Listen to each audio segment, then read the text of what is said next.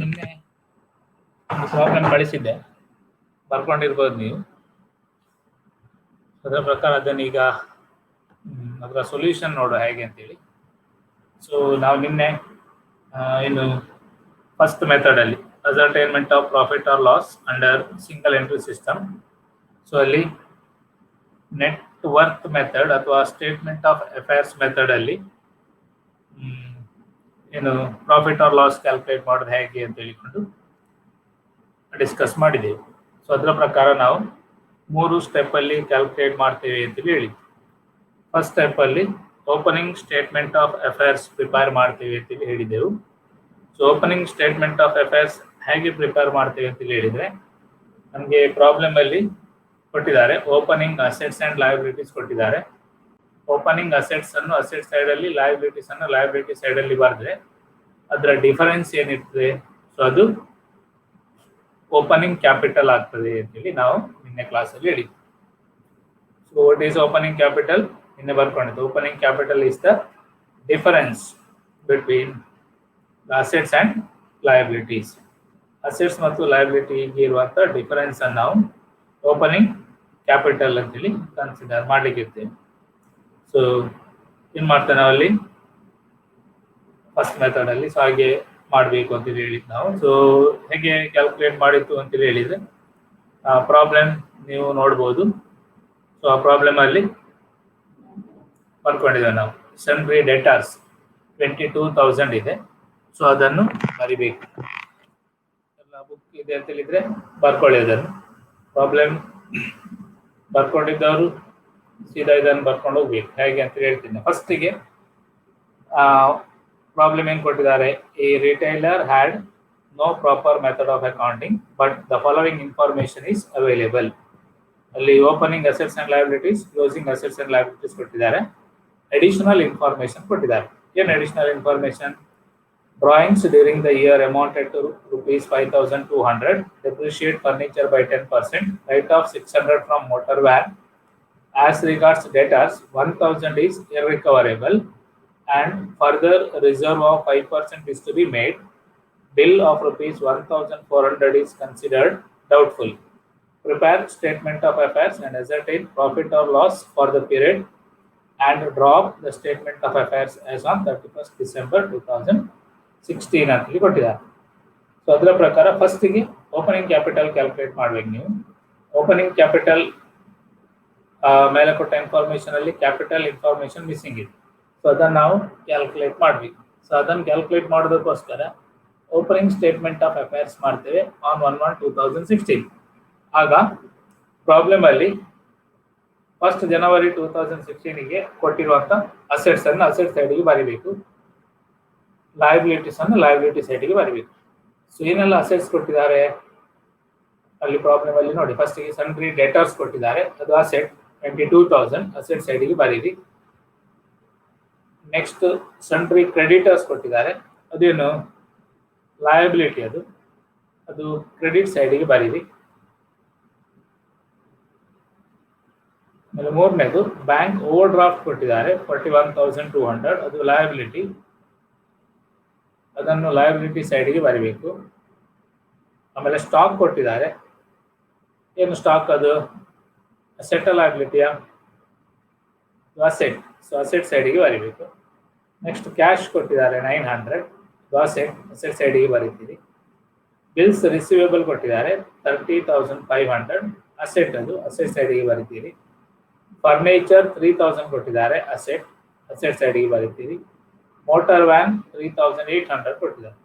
So ಇದು asset ಸೈಡಿಗೆ ಬರೀತೀರಿ. So ಫಸ್ಟಿಗೆ ಅಸೆಟ್ ಸೈಡ್ ಟೋಟಲ್ ಮಾಡಬೇಕು ನೀವು. ಟೋಟಲ್ ಮಾಡಿದಾಗ 93,200 ಬರ್ತದೆ. ಸೊ 93,200 ಲಯಬಿಲಿಟಿ ಸೈಡಲ್ಲಿ ಬರೀತೀವಿ. ಅದರಿಂದ ಬ್ಯಾಂಕ್ ಓವರ್ ಡ್ರಾಫ್ಟ್ 41,200 ಮತ್ತು ಸನ್ರಿ ಕ್ರೆಡಿಟರ್ಸ್ 30,000 ಲೆಸ್ ಮಾಡಬೇಕು. ಹಾಗೆಷ್ಟು ಉಳಿತದೆ? 22,000 ಉಳಿತದೆ. ಈ 22,000ಗೆ ನಾವು ಓಪನಿಂಗ್ ಕ್ಯಾಪಿಟಲ್ ಅಂತೇಳಿ ಕನ್ಸಿಡರ್ ಮಾಡ್ತೇವೆ. ಅದು ಬ್ಯಾಲೆನ್ಸಿಂಗ್ ಫಿಗರ್ ಬ್ರಾಕೆಟ್ ಅಲ್ಲಿ ಬರ್ದಿದ್ದೇನೆ ನಾವು, ಬ್ಯಾಲೆನ್ಸಿಂಗ್ ಫಿಗರ್ ಅಂತೇಳಿ. So that is the balancing figure. ಇದು ಓಪನಿಂಗ್ ಸ್ಟೇಟ್ಮೆಂಟ್ ಆಫ್ ಅಫೇರ್ಸ್. ಯಾಕೆ opening statement of affairs prepare ಮಾಡಿದ್ದು? ಓಪನಿಂಗ್ ಕ್ಯಾಪಿಟಲ್ ಕ್ಯಾಲ್ಕುಲೇಟ್ ಮಾಡೋದಕ್ಕೆ. What is opening capital? ನಿನ್ನೆ ನಾವು ಕ್ಲಾಸ್ ಮಾಡುವಾಗ ಹೇಳಿದ್ದು, ಇಲ್ಲಿ ಸ್ಲೈಡಲ್ಲಿ ಕೂಡ ಇದೆ. Opening capital is the difference between opening assets and opening liabilities. Asset ಮತ್ತು ಲಯಬಿಲಿಟಿಯ ಡಿಫರೆನ್ಸ್ ಅದು ಓಪನಿಂಗ್ ಕ್ಯಾಪಿಟಲ್. ಆಯ್ತಾ? ಇದು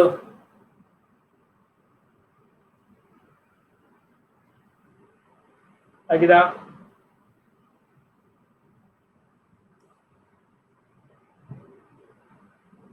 ಆದ್ರೆ ನೆಕ್ಸ್ಟ್ ಎರಡನೇ step,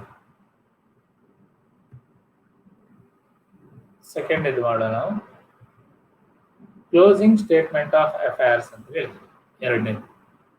so closing statement of affairs ಹೇಗೆ ಮಾಡ್ತೀವಿ ಅಂತ ಹೇಳಿದ್ರೆ, with the help of closing assets and liabilities at the end of the period. ಅಲ್ಲಿ ಪ್ರಾಬ್ಲಮ್ ಅಲ್ಲಿ ಕ್ಲೋಸಿಂಗ್ ಅಸೆಟ್ಸ್ ಅಂಡ್ ಲಯಬಿಲಿಟೀಸ್ ಕೂಡ ಕೊಟ್ಟಿದ್ದಾರೆ. ಆನ್ 31st December 2016 ಅಂತೇಳಿ ಕೊಟ್ಟಿದ್ದಾರೆ ಅಸೆಟ್ಸ್ ಮತ್ತು ಲಯಬಿಲಿಟೀಸ್. ಸೊ ಅದರಲ್ಲಿ ಅಸೆಟ್ ಅನ್ನು ಅಸೆಟ್ ಸೈಡಿಗೆ ಬರೀಬೇಕು, ಲಯಬಿಲಿಟೀಸ್ ಅನ್ನು ಲಯಬಿಲಿಟಿ ಸೈಡಿಗೆ ಬರೀಬೇಕು. ಸೊ ಅದರಲ್ಲಿ ಯಾವುದೆಲ್ಲ ಅಸೆಟ್ ಇದೆ? ಸನ್ಟ್ರಿ ಡೇಟಾಸ್ ಇದೆ, ಫಸ್ಟ್ ಒನ್ ಬರ್ಕೊಳ್ಳಿದೆ 20,000.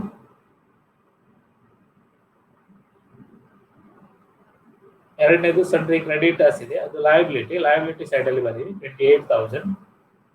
ಮೂರನೇದು ಬ್ಯಾಂಕ್ ಓವರ್ ಡ್ರಾಫ್ಟ್ ಇದೆ 38,800, ಲಯಬಿಲಿಟಿ ಸೈಡಿಗೆ ಬರೀರಿ. ನೆಕ್ಸ್ಟ್ ಸ್ಟಾಕ್ ಇದೆ 37,000, ಅದನ್ನು ಲಯಬಿಲಿಟಿ ಅಸೆಟ್, ಅದು ಸ್ಟಾಕ್ ಅಸೆಟ್ ಸೈಡಿಗೆ ಬರೀತೀರಿ. ನೆಕ್ಸ್ಟ್ ಕ್ಯಾಶ್ ಇದೆ 2,400 ಕ್ಯಾಶ್, 2,400 ಕ್ಯಾಶ್ ಬರೆದ್ರಿ. ನೆಕ್ಸ್ಟ್ ಬಿಲ್ಸ್ ರಿಸೀವೇಬಲ್ ಇದೆ 29,400, ಬಿಲ್ಸ್ ರಿಸೀವೇಬಲ್ 29,400. ಫರ್ನಿಚರ್ ಓಪನಿಂಗ್ ಕೂಡ 3,000 ಇತ್ತು, ಕ್ಲೋಸಿಂಗ್ ಕೂಡ 3,000 ಇದೆ. ಸೊ ಅಷ್ಟೇ ಬರೀರಿ. ಮೋಟಾರ್ ವ್ಯಾನ್ ಓಪನಿಂಗ್ ಕೂಡ 3,800 ಇತ್ತು, ಕ್ಲೋಸಿಂಗ್ ಕೂಡ 3,800 ಇತ್ತು. ಸೊ ಈಗ ಅಸೆಟ್ ಸೈಡ್ ಅನ್ನು ಟೋಟಲ್ ಮಾಡಿ, ಅದು 95,600 ಬರ್ತದೆ. ಅದರಿಂದ ಕ್ಲೋಸಿಂಗ್ ಲಯಬಿಲಿಟಿಯನ್ನು ಲೆಸ್ ಮಾಡಿ, ಬ್ಯಾಂಕ್ ಓವರ್ ಡ್ರಾಫ್ಟ್ ಮತ್ತು ಕ್ರೆಡಿಟರ್ಸ್ ಲೆಸ್ ಮಾಡಿ 28,800 ಉಳಿತು. ಅದು ಕ್ಲೋಸಿಂಗ್ ಕ್ಯಾಪಿಟಲ್, ಇದು ಬ್ಯಾಲೆನ್ಸಿಂಗ್ ಫಿಗರ್ ಬ್ರಾಕೆಟಲ್ಲಿ ಬರ್ತದೆ. ಇಲ್ಲಿಂದ ಬಂತು ಅಂತ ಹೇಳಿದ್ರೆ it is the balancing figure. ಇದು ಪ್ರಾಬ್ಲಮ್ ಅಲ್ಲಿ ಕೊಡಲಿಲ್ಲ, ನಾವು ಕ್ಯಾಲ್ಕುಲೇಟ್ ಮಾಡಿಲ್ಲ. Since closing capital and opening capital are not given, we are calculating opening capital and closing capital by preparing opening and closing statement of affairs. Clear up? So ಇದು capital calculate ಮಾಡೋದಕ್ಕೆ ನಾವು ಎರಡು statement of affairs ಮಾಡಿ calculate ಮಾಡ್ತೀವಿ. ಆಮೇಲೆ ನಿನ್ನೆ ಬರ್ಕೊಂಡಿದ್ದು ನಾವು third step ಅಂತೇಳಿ, ನಿನ್ನೆ ಪ್ರಾಬ್ಲಮ್ ನಿನ್ನೆ ಕ್ಲಾಸ್ ಮಾಡುವಾಗ ಹೇಳಿತ್ತು ಸ್ಲೈಡಲ್ಲಿ. ಇಲ್ಲಿ ಏನೆಲ್ಲ ಮಾಡಿ ಥರ್ಡ್ ಸ್ಟೆಪ್ಪಲ್ಲಿ ಏನು ಮಾಡ್ತೀವಿ ನಾವು ಅಂತ ಹೇಳಿದ್ರೆ, ಇಲ್ಲಿ ಪ್ರಾಫಿಟ್ ಆರ್ ಲಾಸ್ ಕ್ಯಾಲ್ಕುಲೇಟ್ ಮಾಡ್ಬೇಕು ನಾವು. ಪ್ರಾಫಿಟ್ ಆರ್ ಲಾಸ್ ಕ್ಯಾಲ್ಕುಲೇಟ್ ಮಾಡುವಾಗ ಅದಕ್ಕೆ ಹೆಡಿಂಗ್ ಬರ್ಕೊಳ್ಳಿ, statement of profit or loss for the year ended 31st December 2016. Statement of profit or loss for the year ended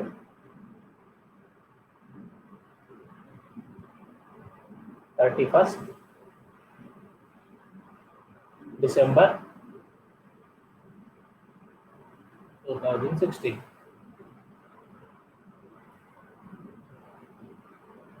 ಏನು ಬರ್ದಿತ್ತು ನಿನ್ನೆ ನಾವು? First we have to take the closing capital as starting point. And second ಆಗಿ ಏನು ಮಾಡ್ಬೇಕಂತ ಹೇಳಿ ಬರ್ತೀವಿ, we have to add the drawings made if any during the previous year. Third step ಅಲ್ಲಿ ಏನು ಬರ್ತೀವಿ, ಅದರಲ್ಲಿ we have to deduct the additional capital if any introduced during the previous year from the total closing capital and drawing. Fourth ಆಗಿ ನಾವು we have to deduct the opening capital from the adjusted closing capital. The balance will be gross profit or gross loss. Last ಏನು ಮಾಡ್ಬೇಕು ಹೇಳಿದ್ದೇವೆ ನಿನ್ನೆ ಬರ್ಕೊಂಡಿದ್ದು ನಾವು. With the gross profit or gross loss, we have to adjust the various adjustments. Adjustment ಅಲ್ಲಿ ಕೊಟ್ಟಿರುವಂತದನ್ನೆಲ್ಲ ನಾವು adjust ಮಾಡಬೇಕು. ಯಾವುದೆಲ್ಲ ಬ್ಯಾಡ್ debts, reserve for bad debt, discount allowed ಎಲ್ಲ ನಿನ್ನೆ ಹೇಳಿದ್ದು ನಾವು. ಸೊ ಇದ್ದ ಐಟಮ್ ಅನ್ನು ಮಾತ್ರ ನಾವಿಲ್ಲಿ ಕನ್ಸಿಡರ್ ಮಾಡಿದ್ರೆ ಸಾಕು. ಸೊ ಇಲ್ಲಿ ಫಸ್ಟ್ ಏನು ಮಾಡಬೇಕು, ಕ್ಲೋಸಿಂಗ್ ಕ್ಯಾಪಿಟಲ್ ಅನ್ನು ಸ್ಟಾರ್ಟಿಂಗ್ ಪಾಯಿಂಟ್ ಅಂತ ಹೇಳಿ ತಗೊಳ್ಬೇಕು. ನಾವು ಕ್ಲೋಸಿಂಗ್ ಸ್ಟೇಟ್ಮೆಂಟ್ ಆಫ್ ಅಫೇರ್ಸ್ ಮಾಡಿದ್ದೇವೆ. ಕ್ಲೋಸಿಂಗ್ ಸ್ಟೇಟ್ಮೆಂಟ್ ಆಫ್ ಅಫೇರ್ಸ್ ಅಲ್ಲಿ ಕ್ಯಾಪಿಟಲ್ ಕ್ಯಾಲ್ಕುಲೇಟ್ ಮಾಡಿದ್ದೇವೆ. ಇಷ್ಟು ಕ್ಯಾಪಿಟಲ್ ಬಂದಿದ್ದು ನಮಗೆ ಅಲ್ಲಿ 28,800. ಸರಿಯಾ? ಅದನ್ನು ಫಸ್ಟಿಗೆ ಬರಿಬೇಕು 28,800. ಆಮೇಲೆ ಏನು ಮಾಡ್ಬೇಕು ನಾವು ಅದಕ್ಕೆ, ಇಲ್ಲಿ ನಿನ್ನೆ ಬರೆದ ಹಾಗೆ we have to add the drawings if any during the previous year. Drawings ಏನಾದರೂ ಮಾಡಿದ್ರೆ ಪ್ರೊಪ್ರೈಟರ್ ಅದು ಆಕ್ಚುಲಿ ಕ್ಯಾಪಿಟಲ್ ಅಲ್ಲಿ ಇರಬೇಕಿತ್ತು, ಬಟ್ ಅಲ್ಲಿಂದ ಡ್ರಾ ಮಾಡಿದ ಕಾರಣ ಓನರ್ ಅದಕ್ಕೆ ಕ್ಲೋಸಿಂಗ್ ಕ್ಯಾಪಿಟಲ್ಗೆ ಅಷ್ಟನ್ನು ಆ್ಯಡ್ ಮಾಡಬೇಕು ನಾವು. ಇಲ್ಲಿ ಪ್ರಾಬ್ಲಮ್ ಅಲ್ಲಿ ಕೊಟ್ಟಿದ್ದಾರೆ drawings during the year amounted to ₹5,200 ಅಂತ ಕೊಟ್ಟಿದ್ದಾರೆ. ಸೊ ಅದರಿಂದ 5,200 ಓನರ್ ಡ್ರಾ ಮಾಡಿರ್ತಾನೆ, ಅದನ್ನು ನಾವು ಕ್ಲೋಸಿಂಗ್ ಕ್ಯಾಪಿಟಲ್ಗೆ ಆ್ಯಡ್ ಮಾಡಬೇಕು. ಆ್ಯಡ್ ಮಾಡಿದ ಮೇಲೆ ಅದನ್ನು ಟೋಟಲ್ ಮಾಡಬೇಕು. ಟೋಟಲ್ ಮಾಡಿದ ಅಮೌಂಟಿಗೆ ನಾವು ಅಡ್ಜಸ್ಟೆಡ್ ಕ್ಯಾಪಿಟಲ್ ಅಂತ ಹೇಳ್ತೇವೆ. Adjusted closing capital. ಸಪೋಸ್ ಇಲ್ಲಿ ಅಡಿಷನಲ್ ಕ್ಯಾಪಿಟಲ್ ಇಂಟ್ರೊಡ್ಯೂಸ್ ಮಾಡಿದಿದ್ರೆ ಅದನ್ನು ಲೆಸ್ ಮಾಡಬೇಕಿತ್ತು, ಇಲ್ಲ ಈ ಪ್ರಾಬ್ಲಮ್ ಅಲ್ಲಿ ಕೊಡಲಿಲ್ಲ. ಸೊ ಅದರಿಂದ ಅದು ಬೇಡ. ಕ್ಲೋಸಿಂಗ್ ಕ್ಯಾಪಿಟಲ್ಗೆ ಡ್ರಾಯಿಂಗ್ಸ್ ಅನ್ನು ಆ್ಯಡ್ ಮಾಡಿ 34,000 ಬಂತು. ಈ 34,000ಗೆ ನಾವು ಅಡ್ಜಸ್ಟೆಡ್ ಕ್ಯಾಪಿಟಲ್ ಅಂತೇಳಿ ಕನ್ಸಿಡರ್ ಮಾಡ್ತೀವಿ, ಅಥವಾ ಅಡ್ಜಸ್ಟೆಡ್ ಕ್ಲೋಸಿಂಗ್ ಕ್ಯಾಪಿಟಲ್ ಅಂತ ಹೇಳಿ ಬರ್ಕೊಂಡ್ರಾ. ಆಮೇಲೆ ಏನ್ ಮಾಡ್ತೇವೆ ಹೇಳಿ, ನಾವು ಆ ಅಡ್ಜಸ್ಟೆಡ್ ಕ್ಯಾಪಿಟಲ್ ಇಂದ ಓಪನಿಂಗ್ ಕ್ಯಾಪಿಟಲ್ ಅನ್ನು ಲೆಸ್ ಮಾಡ್ತೇವೆ. ಅಡ್ಜಸ್ಟೆಡ್ ಕ್ಯಾಪಿಟಲ್ ಇಂದ ಓಪನಿಂಗ್ ಕ್ಯಾಪಿಟಲ್. ಓಪನಿಂಗ್ ಕ್ಯಾಪಿಟಲ್ ಎಲ್ಲಿದೆ, ನಾವು ಓಪನಿಂಗ್ ಸ್ಟೇಟ್ಮೆಂಟ್ ಆಫ್ ಅಫೇರ್ಸ್ ಮಾಡಿ ಕ್ಯಾಲ್ಕುಲೇಟ್ ಮಾಡಿದ್ದೇವೆ. ಸರಿಯಾ? ಓಪನಿಂಗ್ ಕ್ಯಾಪಿಟಲ್ ಅನ್ನು ಓಪನಿಂಗ್ ಸ್ಟೇಟ್ಮೆಂಟ್ ಆಫ್ ಅಫೇರ್ಸ್ ಅಲ್ಲಿ ಕ್ಯಾಲ್ಕುಲೇಟ್ ಮಾಡಿದ್ದೇವೆ. ಅದು 22,000. ಸೊ ಅದು ಅಡ್ಜಸ್ಟೆಡ್ ಕ್ಯಾಪಿಟಲ್ ಇಂದ ಅದನ್ನು ಲೆಸ್ ಮಾಡಬೇಕು. ಆಗ ಏನು ಉಳಿತದೆ ಅದು ಗ್ರಾಸ್ ಪ್ರಾಫಿಟ್ ಅಂತೇಳಿ ನಾವು ಕನ್ಸಿಡರ್ ಮಾಡ್ತೇವೆ. ಅದು ನಮಗೆ ಗ್ರಾಸ್ ಪ್ರಾಫಿಟ್ ಆಗಿರುತ್ತೆ. 34,000 ಅಡ್ಜಸ್ಟೆಡ್ ಕ್ಯಾಪಿಟಲ್, ಅದರಲ್ಲಿ 22,000 ಲೆಸ್ ಮಾಡಿದರೆ 12,000 ಉಳಿತದೆ. ಆ 12,000 ಈಸ್ ಗ್ರಾಸ್ ಪ್ರಾಫಿಟ್. ಈಗೇನು ಮಾಡಬೇಕು, ಗ್ರಾಸ್ ಪ್ರಾಫಿಟ್ ಇಂದ ಎಕ್ಸ್ಪೆನ್ಸಸ್ ಕೆಲವೆಲ್ಲ ಕೊಟ್ಟಿದ್ದಾರೆ. ಆ ಎಕ್ಸ್ಪೆನ್ಸಸ್ ಅನ್ನು ನಾವು ಲೆಸ್ ಮಾಡಬೇಕು. ಯಾವ್ದೆಲ್ಲ ಎಕ್ಸ್ಪೆನ್ಸಸ್ ಕೊಟ್ಟಿದ್ದಾರೆ, ಫಸ್ಟಿಗೆ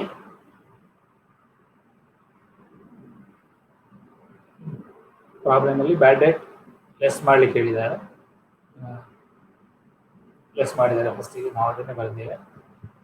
ಸೊ ಇಲ್ಲಿ as regards the debtors, 1,000 is irrecoverable and further reserve of 5% is to be maintained ಅಂತ ಹೇಳಿದ್ದಾರೆ. ಸರಿಯಾ? ಕ್ಲೋಸಿಂಗ್ ಬ್ಯಾಲೆನ್ಸ್ ಶೀಟ್ ಅಲ್ಲಿ ನೀವು ಡೆಟಾರ್ಸ್ ಎಷ್ಟಿದೆ ಅಂತ ಹೇಳುವಂಥದ್ದು ನಾವು ಹಿಂದಿನ ಸ್ಲೈಡ್ ಅಲ್ಲಿ ನೋಡಿದ್ರೆ ಗೊತ್ತಾಗ್ತದೆ. 20,000 ಇದೆ ಡೆಟಾರ್ಸ್. ಸರಿಯಾ? ಆ 20,000ದಲ್ಲಿ 1,000 ಬರುವುದೇ ಇಲ್ಲ ಅಂತ ನಿಮಗೆ, ಅದನ್ನು ಲೆಸ್ ಮಾಡಿ. ಬ್ಯಾಡ್ ಡೆಟ್ ಅಂತೇಳಿ ಇರ್ರಿಕವರೇಬಲ್ ಅಂತೇಳಿ ಕೊಟ್ಟಿದ್ದಾರೆ. ಕ್ಲಿಯರಾ? ಆಮೇಲೆ ಏನು ಹೇಳಿದ್ದಾರೆ, further reserve 5% is to be made. Further 5% reserve ಮಾಡಬೇಕು ಅಂತ ಹೇಳಿದ್ದಾರೆ. ನಾವು 5% ಬರುವುದು ಡೌಟ್ ಇದೆ, ಅದಕ್ಕೆ ರಿಸರ್ವ್ ಫಾರ್ ಡೌಟ್ಫುಲ್ ಡೆಟ್ ಹೇಳ್ತೀವಿ. So reserve for doubtful debt ನೀವು ಹೇಗೆ ಕ್ಯಾಲ್ಕುಲೇಟ್ ಮಾಡಬೇಕು, 20,000ದಿಂದ 1,000 ಲೆಸ್ ಮಾಡಬೇಕು, ಬರುವುದೇ ಇಲ್ಲ ಅದು. ಆಗ 19,000 ಉಳಿತದೆ ನಿಮಗೆ.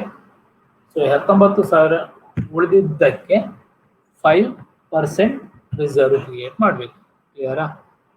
19,000 ಉಳಿದಿರುವಂಥದ್ದು, ಅದಕ್ಕೆ 5% ರಿಸರ್ವ್ ಕ್ರಿಯೇಟ್ ಮಾಡಬೇಕು. 19,000 ಹೇಗೆ ಬಂತು ಅಂತ ಹೇಳಿದರೆ ಇಲ್ಲಿ 19,000 ಇದೆ.